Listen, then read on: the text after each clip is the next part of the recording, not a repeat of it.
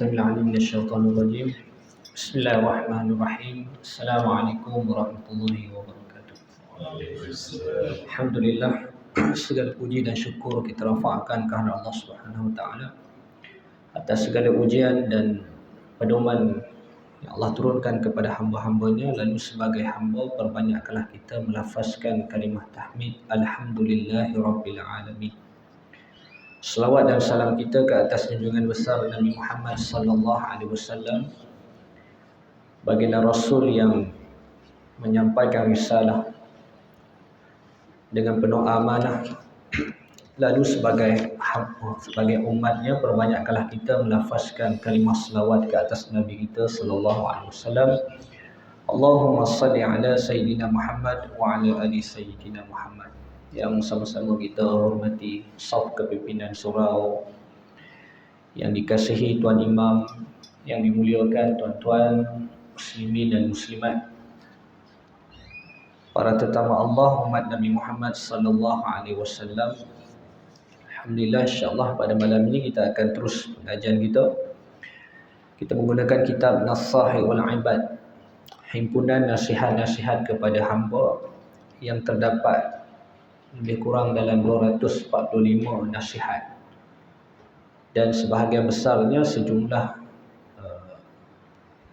200 ataupun 145 itu datangnya daripada hadis Nabi sallallahu alaihi wasallam dan dikuatkan dengan kata-kata para hukama dan ulama dan juga asar para sahabat. Menghimpunkan banyaknya nasihat kepada kita lah, Nas-Sahih wal Ibad, sebagai hamba Allah atas tujuan kita dicipta ke atas dunia ni. Jadi kalau malam ni cuba kita lihat pada nasihat yang disampaikan oleh seorang sahabat yang besar radhiyallahu anhu, yang digelar sebagai Al-Faruq, yang memisahkan dan membezakan di antara yang benar dan yang batil. Satu orang yang disebut akan dia seorang yang sangat tegas dan berani. Disebut di dalam riwayat hadis bagaimana iblis ataupun syaitan itu pun sangat gerun, sehingga apabila dia melalui satu laluan, maka syaitan akan lari daripada laluan itu dan mengikut laluan yang lain. Satu orang yang umurnya bezanya 13 tahun dengan Nabi kita sallallahu alaihi wasallam, kekasih Nabi, sahabat Nabi sallallahu alaihi wasallam, juga merupakan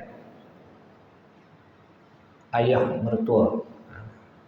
Kau kenal dah, kau banyak clue dah tu. Kepada Nabi kita sallallahu alaihi wasallam, dikenali juga sebagai Abu Hafs, bapa kepada Hafsah radhiyallahu anha. Tak perlu kita kenalkan, satu orang yang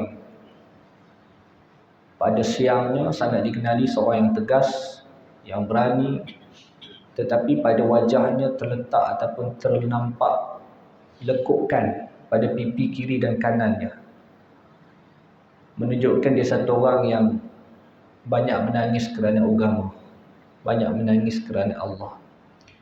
Itulah dia Sayyidina Umar bin Khattab radhiyallahu anhu. Sahabat Nabi ni tuan-tuan, bila mana dia sampaikan kepada kita, sudah tentulah itu datangnya daripada Nabi kita sallallahu alaihi wasallam, nasihat-nasihat yang nak jadikan pedoman kepada kita. 5 perkara yang paling utama.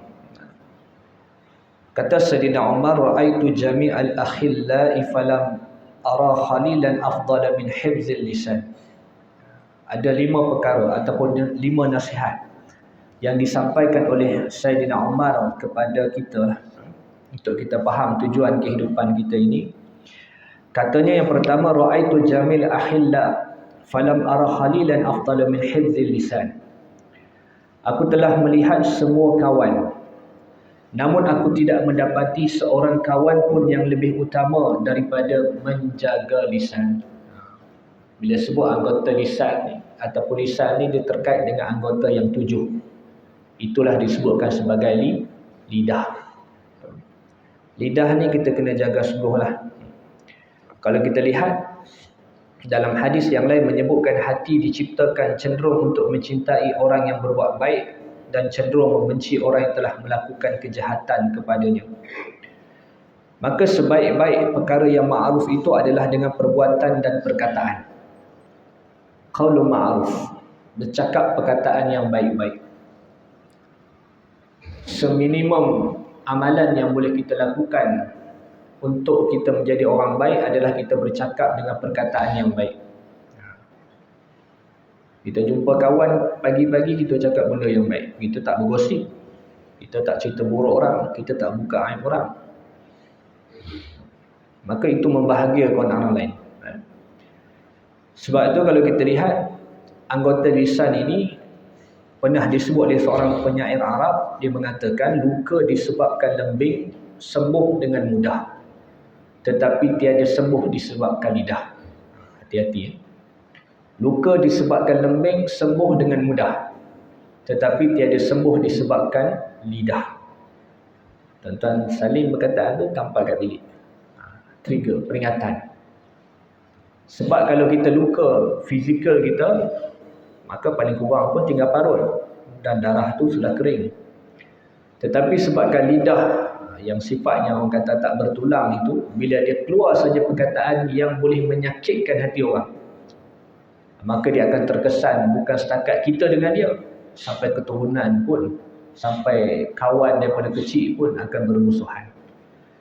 Sebab tu pernah dalam satu kisah motivasi atau teladan suri yang menceritakan seorang pemuda yang anak muda yang panas baran. Dia sikit-sikit dia cepat panas. Ada orang jenis macam tu.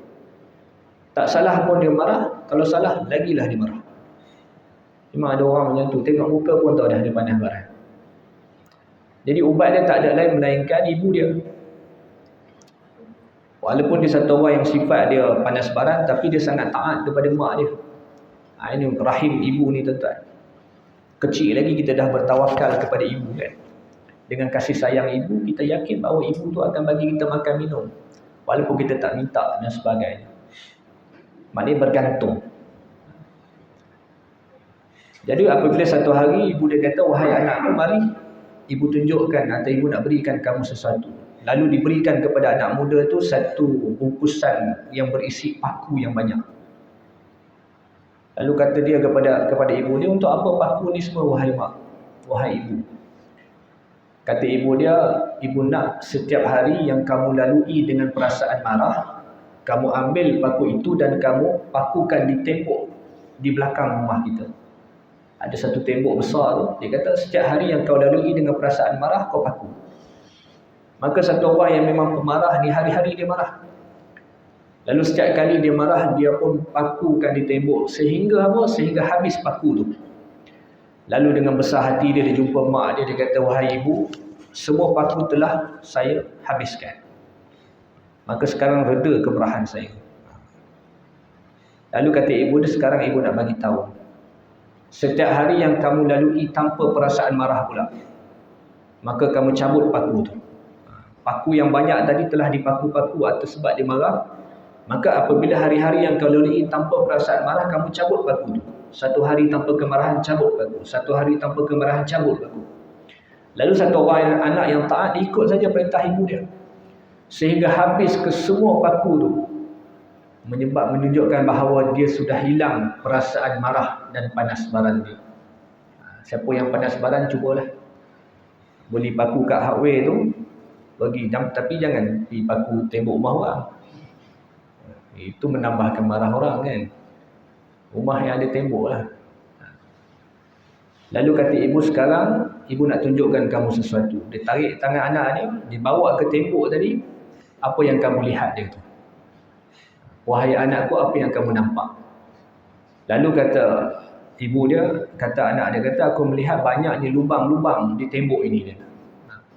Maka beginilah kata ibu dia, inilah kesannya apabila kau memarahi dengan kata-kata yang tidak sepatutnya kepada seseorang, walaupun orang itu telah memaafkan kamu, tetapi dia tetap akan meninggalkan lubang-lubang dan kesan yang tidak akan hilang.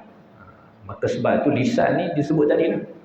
Luka disebabkan lembing mudah, tetapi disebabkan kata-kata tu dia takkan hilang. Ini satu benda yang kita sangat perlu renung. Maka diletakkan kata Umar, itulah sebaik-baik kawan, iaitu dengan berkata ataupun menjaga lisan.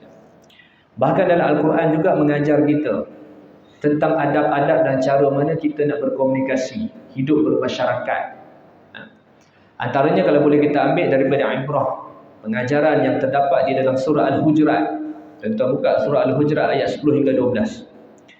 Bagaimana Allah Ta'ala memberikan banyaknya panduan dalam kita ini nak hidup bersama dengan orang lain, terutamanya dengan menuturkan kata-kata. Antaranya disebutkan dalam surah Al-Hujurat ayat 10, innamal mu'minuna ikhwah fa aslihu baina akhawaykum wattaqullaha la'allakum turhamun. Ini salah satu daripada ciri-ciri orang beriman. Antara tugas lidah ni kata ulama adalah baca Al-Quran. Dia ada kerja akhirat dia, ada kerja dunia dia. Dalam kitab Penawar Bagi Hati dia sebut perkara ni. Lidah anggota ni ada kerja dunia, ada kerja akhirat. Antara kerja akhirat kita adalah baca Al-Quran. Sebab tu Al-Quran jangan tak baca langsung satu hari ni. Pergi masjid dah alhamdulillah, tapi Quran lupa pula. Sibuk lah kan. Tak baca Quran. Jadi bacalah. Tak ada mushaf, kita ambil handphone kita baca. Dan yang keduanya kata ulama ialah mendamaikan di antara manusia. Mendamaikan di antara manusia, itu tugas lidah. Sebab tu dalam ayat 10 hingga ayat 12 ini, antara yang kita boleh ambil perintah daripada Allah tu banyak. Antaranya 9 perintah secara ringkas. Nanti tuan-tuan balik buka surah Al-Hujurat ayat 1 hingga 10, tuan-tuan lihat terjemahan. Antaranya yang dikeluarkan oleh para ulama adalah berkaitan dengan perintah-perintah menuntut cara kita berkomunikasi. Bila kita nak berdepan dengan anak buah di pejabat atau kita nak berdepan dengan masyarakat kejiranan, maka peganglah, berimanlah dengan ayat ni. Antaranya yang pertama, fatabayyanu. Selidik satu khabar tu. Satu benda yang sampai, maka selidik dulu. Satu. Kalau kita tak selidik, dia akan jadi macam yang diterangkan dalam khutbah kita baru ni lah, fitnah. Yang keduanya, surah Al-Hujurat juga menyebutkan tentang fa'aslihu, damaikan yang bertelagah di antara dua orang Muslim. Ini tugas lidah, damaikan. Jangan jadi batu api. Kalau boleh kita jadi seorang yang mendamaikan. Kita jadi satu rujukan di Korea kita ni, kalau ada bergaduh, ada isu sikit. Kadang-kadang isu yang sukar kita nak terima di akal, benda-benda kecil lah. Macam Taman Raya ni baru ni orang komplain orang bersilat. Di sini ada silat. Dia kata padang tu rosak sebab orang silat, banyak bersilat. Orang silat dia bukan kira tuan-tuan hujan panas dia bersilat. Kawan tu seminggu sekali je bersilat. Tapi pasal benda-benda kecil tu pun boleh jadi besar. Pasal tuduhan, fatabayyan, tak selidik. Fa'aslihu, tak mendamaikan. Hak seorang masuk betul dia kata. Tambah lagi, bukan setakat ni bersepah sampah pula. Sebab tu kita hidup tak harmoni sampai bila-bila. Pasal kerja kita jadi batu api. Kita ni sepatutnya jadi orang yang mendamaikan. Dan kita kena terimalah hakikat hari ni. Kita tidak bermasyarakat secara turun padang seperti dulu-dulu, tapi kita banyak berkomunikasi dengan alam maya ni. Lalu itu adalah represent kita lah tu yang bercakap dalam tu. Maka sebaik-baiknya kita mendamaikan. Kemudian Allah juga menyebutkan wa aqsitu, berlaku adil. Kalau kita jadi admin dalam mana-mana grup, tuan-tuan, kita mesti adil. Mesti adil. Kalau kita bias pada satu pihak atau interest tertentu, maka komunikasi itu akan gagal. Juga Allah menyebutkan la yashar. Ini perintah wajib, jangan mencela. Jangan mencemuh dan merendah-rendahkan orang. Mentang kita lebih daripada orang, maka kita cela orang, kita hina orang. Kadang-kadang yang kita hina tu adik-beradik kita aja. Adik-beradik kita kerja biasa, tapi kita cemuh dia. Ini agama larang lah antara yang boleh kita ambil. Juga disebutkan wala talmizu, jangan mengaibkan. Jangan mengaibkan, dan memang agama ajar kita supaya tutup aib orang. Man satarallah, siapa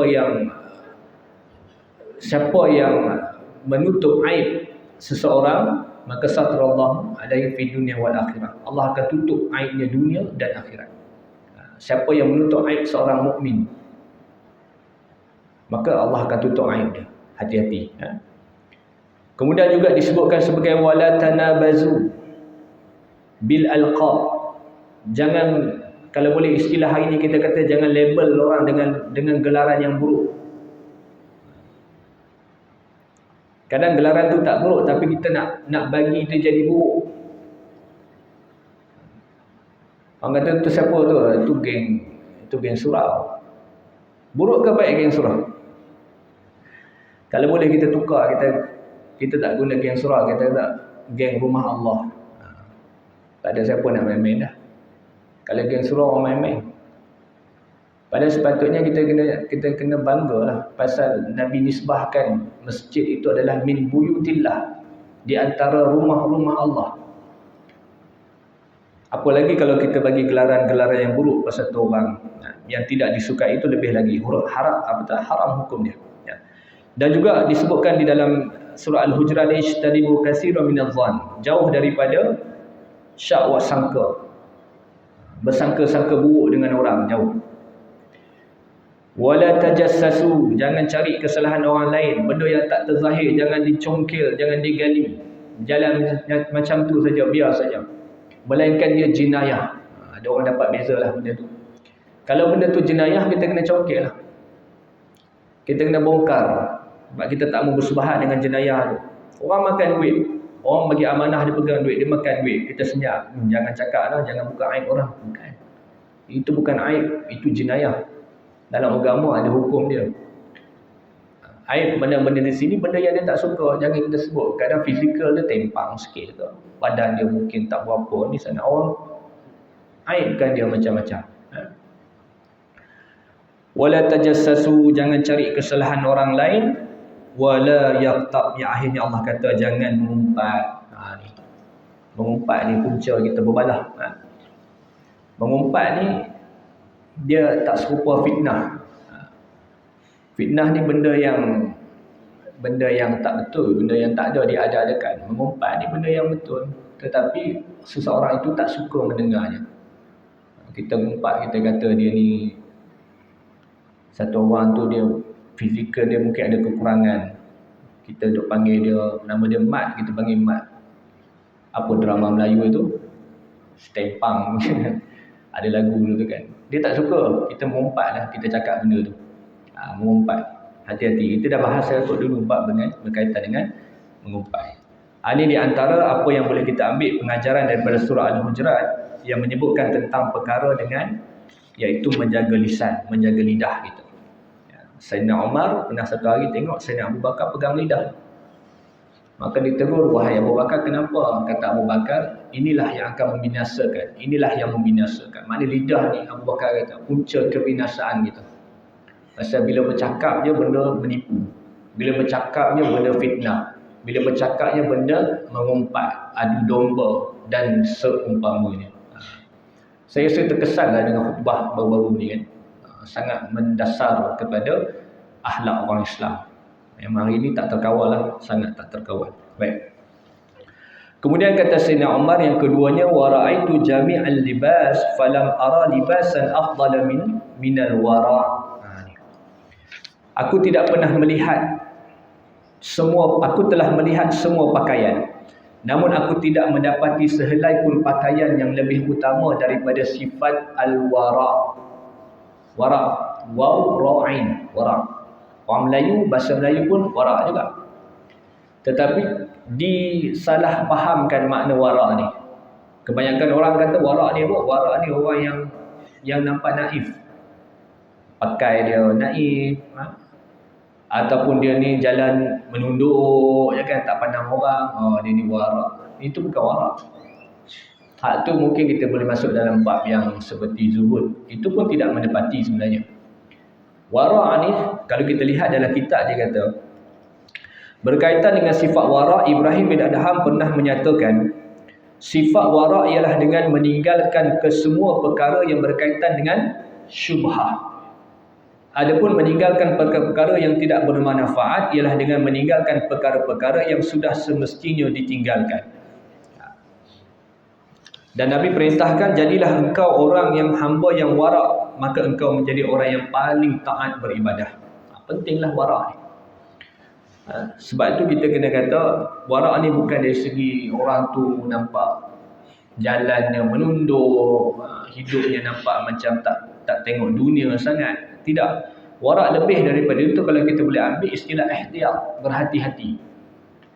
Orang yang warak ni dia berhati-hati dalam satu perkara yang syubhah. Yang haram memang dia tinggal sungguh dah. Bagi kita al-halalul bain wal haramul bain. Halal tu dah jelas, tak ada apa nak pertikai lagi. Apatah lagi kalau kehalalan itu secara ijma' ataupun keharaman itu secara ijma'. Judi haram ke? Haram qat'i. Arak haram, tak ada lagi bahas. Kita bagi halal lah tak. Menghalalkan apa yang telah diharamkan secara ijma' itu adalah perkataan dan perbuatan yang boleh membawa kepada riddah, murtad. Dan mengharamkan sesuatu yang telah dihalalkan secara ijma' juga boleh membawa kepada perkataan dan perbuatan riddah, murtad. Maka warak adalah berhati-hati, ihtiyat. Ni kita kata warak ni. Jadi kita boleh perbetulkan, murnikan pemahaman warak. Alah dia tu, kan biasa kan kita kata warak tu nampak warak. Kita kata dia nampak warak tu nampak apa? Pasal apa? Pasal dia jalan pakai kopiah, pakai baju biasa, colour tak terang sangat baju, macam lusuh-lusuh. Dia warak bukan. Warak ni pakai smart pun warak. Tuan-tuan pakai kemah elok pergi pejabat tu, boleh warak, mesti warak. Warak ni dia berhati-hati dengan perkara yang syubhah, takut terjerumus kepada yang haram. Terutamanya berkait dengan apa yang nak dimasukkan dalam perut kita. Makan kita. Kita ada motor besar, kita suka ride. Kita nak pergi mana esok ni, cuti 2-3 hari ni. Kita pergilah makan tempat yang viral sikit. Okey, ngam, set. Berapa orang? 5 orang jalan. Pergi mana? Tu ada satu tempat viral tu. Jom. Asal viral je makan. Asal makan je viral. Padahal tengok, cok halal pun tak ada. Tukang masak pun tengok atas bawah tengok Islam ke tidak. Tokek pun tengok. Jadi syubhah. Ada orang dia kata tak apa, seafood. Mana ada sembelih. Payah juga. Betul juga lah. Ada. Saya jumpa orang. Makan kat mana? Ada restoran. Dia kata restoran Cina. Makan apa? Makan seafood. Tak apa ke? Bukan makan daging. Makan kepah. Bukan. Sebab Islam bukan kata benda tu. Dia lebih kepada kesucian.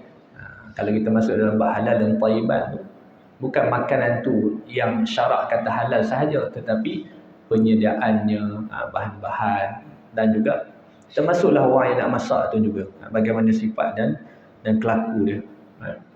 Jadi warak perkara yang berkaitan dengan orang yang menjaga anggotanya daripada dimasuki perkara-perkara yang haram dengan meninggalkan syubhah yang meragukan dan mencurigakan.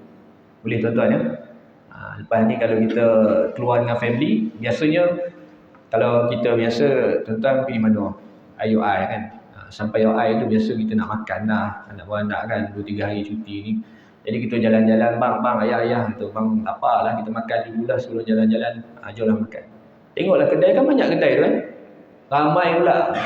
Apa dalil kita kedai ni okey? Tu pakai tudung makan. Tu orang kita tu, orang Islam makan. Itu bukan dia punya hujah dia. Kita kena berani tanya dapur dia. Saya didik jugalah. Walaupun kadang-kadang tengok pun tahu dah kan. Tapi tanya je lah. Tanya kat kaunter tu. Bang, ada halal jaking kan? Mana benda yang nak masuk dalam mulut kita ni? Kita berhati-hati. Dan nak dapat satu kelulusan halal pun bukan senang. Dulu sewaktu di swasta kan, kawan saya merata nak buat coklat tu salah satu bahan dia tu memang ada di New Zealand. Dapat pergi New Zealand tengok bahan tu. Padahal buat di Malaysia, tapi pasal bahan tu nak tengok di sana, dia pergi. Sebelum Jakim ambil alih lah. Tak banyak di swasta kan. Jadi juga disebutkan menjaga anggota masuk ke tempat-tempat yang syubhah. Selain daripada apa yang nak makan, apa yang anggota, kaki dan sebagainya, melangkah ke premis yang meragukan kehalalannya. Dan ini adalah merupakan benteng manusia yang paling menyeluruh. Maknanya bila kita nak pergi satu tempat, kalau tempat tu meragukan, kaki kita ni pun kena warak jugalah. Maknanya anggota kita ni warak daripada perkara yang syubhah. Jadi kita kena betulkan persepsi kita, pahaman kita tentang warak ni. Warak dia bukan orang yang nampak lemah, nampak tak seorang-seorang, bukan. Kita selalu kalau waktu muda-muda, waktu kita berkawan di kolej ke di sekolah, kita kata kawan kita warak, kita tak warak. Pasal apa tak warak? Pasal kita sat rokok. Dia tak sat rokok, dia warak. Betul ya tu. Maknanya dia jagalah. Tapi sebenarnya warak tu lebih lah daripada tu maksud dia. Lepas ni kita dengan keluarga kita, jagalah kita nak makan apa. Bukan atas tiket viral ataupun tiket ramai ni orang Islam makan tu, bukan. Itu belum lagi menjadi keyakinan kepada kita untuk memastikan kita selamat daripada perkara-perkara yang syubhat. Selesai. Kemudian kata Sayyidina Umar, ada 5 kita sebut malam ni. Wa ra'aitu jami'al mali falam ara malan afdala minal qanaa'ah. Aku telah melihat semua jenis harta, namun aku tidak mendapati harta yang lebih utama daripada sifat rasa cukup, sifat qanaa'ah. Yang pertama disebut apa tadi? Kawan yang terbaik. Dia kata aku tak pernah melihat melainkan kawan itu adalah menjaga lisan. Yang kedua dia kata pakaian yang terbaik itu apa? Pakaian yang terbaik itu adalah warak. Pakaian kita ni adalah warak. Yang ketiganya harta. Aku melihat, kata dia, wa ra'aitu jami'al mali falam ara malan afdala minal qanaa'ah. Aku telah melihat banyaknya harta dan aku tidak melihat harta yang terbaik melainkan harta itu adalah merasa cukup. Ini nasihat sahabat Nabi sallallahu alaihi wasallam. Yang bila dia sebut, kita kena renung banyak-banyaklah. Pakaian hidup kita apa, kawan kita siapa, harta kita apa hakikatnya. Ini kan. Maka kalau kita lihat harta yang terbaik itu adalah al-qanaa'ah. Al-qanaa'ah dalam kitab menyebutkan boleh diwujudkan dengan berhenti mencari sesuatu yang tidak dimiliki dan merasa cukup dengan apa yang dimiliki oleh yang disebutkan oleh Rasulullah sallallahu alaihi wasallam. Jadilah seorang yang warak, nescaya kamu akan menjadi orang yang paling taat beribadah, dan jadilah orang yang qanaa'ah, nescaya kamu akan menjadi orang yang pandai bersyukur. Kesan kepada menanamkan diri dengan sifat qanaa'ah ini, kita menjadi hamba yang bersyukur. Apabila apa yang Allah bagi kita sekadarnya, maka ucaplah alhamdulillah, syukur pada Allah Ta'ala. Kalau apa yang kita nak tu tak dapat, tuan-tuan, kita nak jadi kaya tapi tak kaya mana, maka kita kata syukur alhamdulillah. Apa yang kita hajat tidak diberi, qadar Allah telah takdirkan, terima saja. Allah telah membahagi-bahagikan rezeki kita ni, itu jaminan daripada Allah Ta'ala. Cumanya untuk melahirkan dan mendidik rasa qanaa'ah ni, antaranya adalah memperkuatkan keimanan kepada Allah. Maknanya apa? Yakin dengan ketentuan baik dan buruk datangnya daripada Allah. Qada, qadar Allah Ta'ala. Belajar ikhlaskan hati kita. Itu yang paling penting. Belajar akan ikhlas hati kita dengan seadanya yang telah Allah berikan. Apa saja Allah beri, kita kena ikhlas. Belajar ikhlaskan hati kita. Baik. Dan yakinlah bahawa rezeki ini sudah diatur dengan adil oleh Allah Ta'ala. Rezeki, ajal, amalnya, celakanya, kebaikannya, semua telah ditentukan oleh Allah Subhanahu wa Ta'ala. Allah Subhanahu wa Ta'ala. Ini dia. Iaitu sifat qanaa'ah menjadi rahsia kepada harta yang hakiki. Sebab tu orang tak pernah rasa cukup sedang dia mengejar apa yang dia belum miliki. Lalu apa yang telah Allah berikan kepada kita, belajar bersyukur. Ini antara panduan lah. Sebenarnya banyak lagi untuk kita menanamkan dan melahirkan rasa qanaa'ah dalam kehidupan kita ni. Kemudian kata Sayyidina Umar pada nasihatnya yang keempat, wa ra'aitu jami'al birri falam ara birra afdala minan nasihah. Aku telah melihat semua kebajikan, kebaikan. Namun aku tidak pernah melihat kebaikan yang lebih utama daripada memberi nasihat. Yang itu kebajikan yang terbaik. Yang paling mudah kita nak bagi nasihat lah.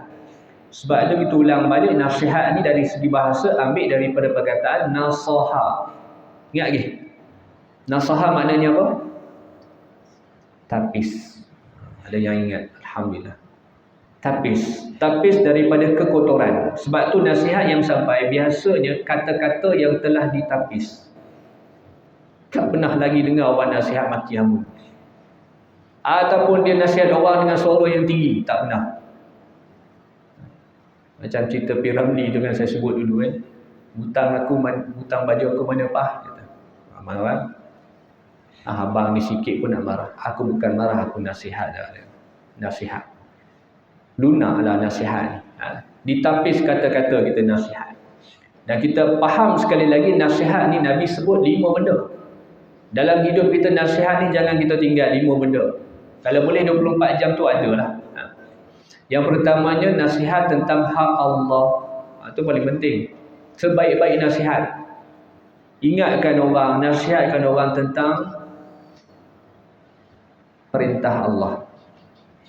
Dan meninggalkan larangan Allah.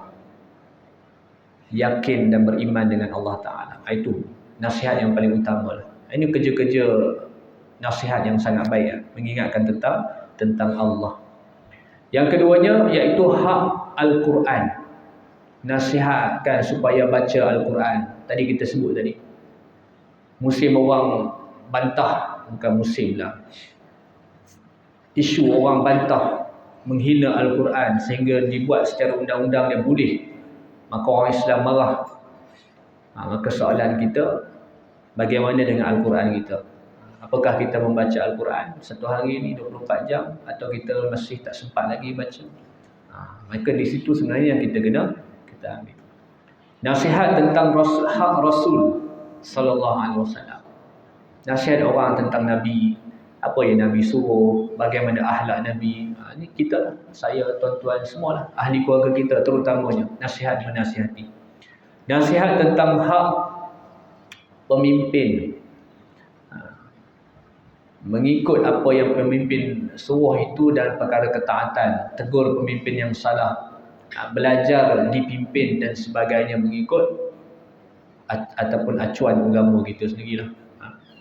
Dan yang kelima itulah nasihat muslimin dan muslimat, seluruh orang Islam. Kita menasihati antara semua perkara lah dalam kehidupan kita. Itu berkaitan dengan nasihat yang kita telah kita sebut pada kuliah kita awal dulu lah, yang pertama tu. Kemudian disebut pada akhirnya. Kata Sayyidina Umar, wa ra'aitu jami'al at'imati falam ara ta'aman aladzu minas sabri. Aku telah melihat semua makanan, namun aku tidak menemui makanan yang lebih lazat daripada kesabaran. Yang kelima itu makanan. Makanan yang paling lazat, kata Sayyidina Umar, apa dia? Kesabaran. Itu nasihat yang ataupun makanan yang terbaik lah. Biasa ni kalau kita sebut memang kitab ni lebih kepada tasawuf, tetapi masa yang sama ada juga ada beberapa hukum fiqah yang kita boleh ambil di sini. Sebab tu kalimah sabar ni, kalau kita tengok dalam ejaan asalnya itu Arab itu 3 huruf saja kan, sabara, sabar. Tapi untuk mengamalkannya tidak semudah itulah. Bahkan dalam Al-Quran juga Allah menyebutkan sehingga 70 kali, atau sebahagian ulama mengiranya sebanyak 90 kali kalimah sabar dalam Al-Quran. Menunjukkan perintah sabar ni wajib. Kita wajib bersabar. Dan dia adalah amalan yang terpuji. Bahkan sahabat Abdullah bin Mas'ud, Ibnu Mas'ud radhiyallahu anhu, dia kata apa? As-sabru nisfani. Sabar itu ada 2 pecahan. Bukan hadis. As-sabru nisfani, sabar itu ada 2 bahagian. Nisfu fis sabri, ataupun disebutkan sebagai nisfu fis sabri wa nisfu fis syukri. Ataupun disebut sebenarnya al-imani nisfani, bukan sabar nisfani. Al-imani nisfani, iman itu 2 cabang. Yang pertama sebahagiannya nisfu, adanya iman itu pada kesabaran, wa nisfu fi syukri, dan sebahagiannya lagi, separuhnya lagi itu ada pada syukur. Di antara ciri-ciri orang beriman adalah sabar. Sabar dengan ujian. Dan percayalah, setiap ujian yang diturunkan kepada kita ini Allah tak bebankan hamba-Nya. La yukallifullahu nafsan illa wus'aha. Ujian yang turun kepada kita ikut kelayakan kita lah, siapa kita. Allah kenal kita siapa. Macam kita sebut selalu, ujian bagi pemimpin itulah dia. Dijatuhkan, difitnah dan sebagainya. Ujian bagi raja-raja pun macam itulah. Pernah kerajaan yang besar diruntuhkan sistem dirajanya dengan membunuh keseluruhan ahli keluarga diraja, kerabat diraja. Maka hilanglah institusi raja tu. Bunuh habis. Itu ujian raja-raja lah. Ujian para jemaah. Contoh ujian apa? Surau ni. Tak ada ujian lah. Steady semua kan. Ada satu tempat saya kuliah tu, ujian dia ketika ceramah. Sebab apa? Tengah-tengah ceramah tu muslimat, dia ada satu tirai, bukan tirai kain lah, dia panggil apa? Bidai. Kayu. Empat kawan kan. Kita tengah ceramah tengok, Masya Allah. Mujahadah sungguh lah. Itu ujian dia lah tu. Dia jatuh, dia punya bidai tu atas kepala. Kena sikit lagi kena budak tu. Macam ujian ceramah ni tak ada apa lah. Biasa je kan. Habis-habis pun tuan-tuan tidur waktu ceramah kan. Habis-habis tu je lah. Itu ujian paling besar lah tu. Tak ada apa kan. Ujian para Nabi lagi besar. Ada Nabi yang dibunuh. Nabi ni ramai. Para sahabat yang kita sebutkan as-sabiqunal awwalun, mereka yang lebih awal beriman kepada Allah dan Rasul. Tuan-tuan baca kisah sahabat seperti Sayyidina Abu Bakar pun hebat, dia pun kena juga torture. Sayyidina Abu Bakar ni dia diikat dengan Talhah Ubaidillah. Diikat oleh orang musyrik Mekah ketika itu sebab dia nak solat. Tu Abu Bakar, orang yang kita biasa dengar kisah membebaskan hamba. Kalau kita baca kisah seperti keluarga Yasir, Ammar bin Yasir dan Sumayyah ibu dia, wanita yang pertama mati syahid, pun teruk dia kena tuan-tuan. Sehinggalah bagaimana Ammar bertemu dengan Rasulullah, menceritakan apa yang telah alami, dan turunnya surah An-Nahl ayat 106 tu. Allah bagi kemurkaan sesiapa yang telah diberi hidayah atas sebab mereka kufur, melainkan yang dipaksa oleh orang kafir, sedangkan hati mereka itu tetap tenang dalam keimanan kepada Allah Ta'ala. Yasir ataupun Ammar bin Yasir. Kisah Mus'ab radhiyallahu anhu. Mus'ab seorang sahabat, kaya dia. Siapa yang baca kitab sirah para sahabat ni biasa dengar kisah Mus'ab. Kaya tak kaya dia tuan-tuan, kalau dia masuk satu tempat atau orang tahu dia Mus'ab. Pasal apa? Pasal wangian yang dia pakai tu orang lain tak mampu beli. Macam tuan-tuan kalau pakai satu perfume yang paling mahal, orang kata orang lain tak mampu beli, dia lah. Dia dibuang keluarga dia, ibu dia pujuk dia supaya balik kepada agama nenek moyang. Dia kata kepada ibu dia, wahai ibuku, walaupun diberikan 1000 nyawa, dia kata pada mak dia, walaupun ibu diberi 1000 nyawa, mati hidup semula, aku takkan meninggalkan agamaku Islam. Ini terletak pada cabang iman, pegangan teguh kepada agama, sehingga dicampak ke dalam api lebih disukai berbanding dengan kufur. Itu Mus'ab. Sehingga satu ketika dia jihad fi sabilillah, peperangan Uhud, dia syahid, gugur syahid pada malam pengantin dia. Kemudian Rasulullah cari jenazah Mus'ab, Rasulullah jumpa, Rasulullah tutup jenazah Mus'ab dengan kain. Ditutup kepala, nampak kaki. Kemudian Rasulullah tutup kaki Mus'ab, nampak kepalanya. Menangis Rasulullah. Anak orang kaya tuan-tuan, hidup melarat sampai terkena penyakit kulit yang sangat kritikal. Maka kata Rasulullah, inilah orang yang benar-benar mencari akhirat dengan meninggalkan dunia. Ini dia Mus'ab. Seketika Rasulullah tersenyum, berpaling tengok sahabat dia. Sahabat pun heran, wahai Rasulullah, kenapa tersenyum? Maka kata Nabi SAW, aku melihat banyaknya bidadari berkejar-kejaran mendapatkan Mus'ab. Lalu aku berpaling kerana ternampak salah satu betis bidadari yang mengejar jasadnya ataupun Mus'ab tu sendiri. Allah tunjuk atas dunia kesudahan orang yang berpegang teguh pada agama. Kalau kita baca kisah Khabbab radhiyallahu anhu, Khabbab bin Aras radhiyallahu anhu, sejak daripada zaman Sayyidina Umar lagi kena dah. Ketika mana Umar nak cari Rasulullah, nak bunuh Rasulullah, datang satu orang beritahu, adik kamu Fatimah beriman dengan Rasulullah. Lalu dia pergi ke rumah Fatimah. Khabbab ada waktu tu. Tu pun dia kena dah. Sehinggalah pada zaman Umar menjadi khalifah Amirul Mukminin, dia tanya, wahai Khabbab, aku mendengar betapa banyaknya penderitaan yang telah kau lalui, ceritakanlah. Kata Khabbab, lihatlah punggungku dia dah. Teruk tuan-tuan dia kena.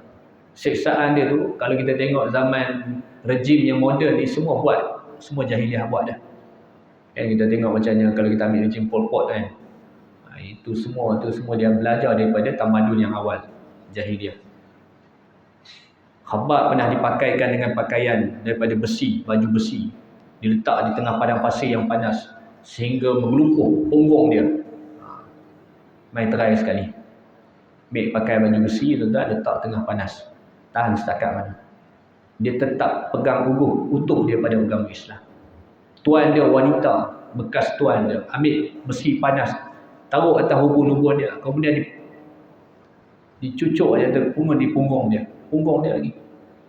Kata Khabbab, dulu aku diikat dan kemudian diletakkan di atas bara api, sehingga terpadam api daripada bara-bara itu, disebabkan kerana darah dan juga minyak atau peluh yang ada daripada punggung dia itu menyebabkan terpadamnya api. Teruk dia kena. Tu Khabbab, dia meninggal muda, umurnya 37. Ini kisah yang kita kena ambil sungguhlah berkaitan dengan sahabat Nabi sallallahu alaihi wasallam. Dan Allah menjanjikan orang-orang yang sabar ini, wasbiru innallaha ma'as sabirin. Ini kemuncak adalah bersabarlah, sesungguhnya Allah bersama dengan orang-orang yang sabar.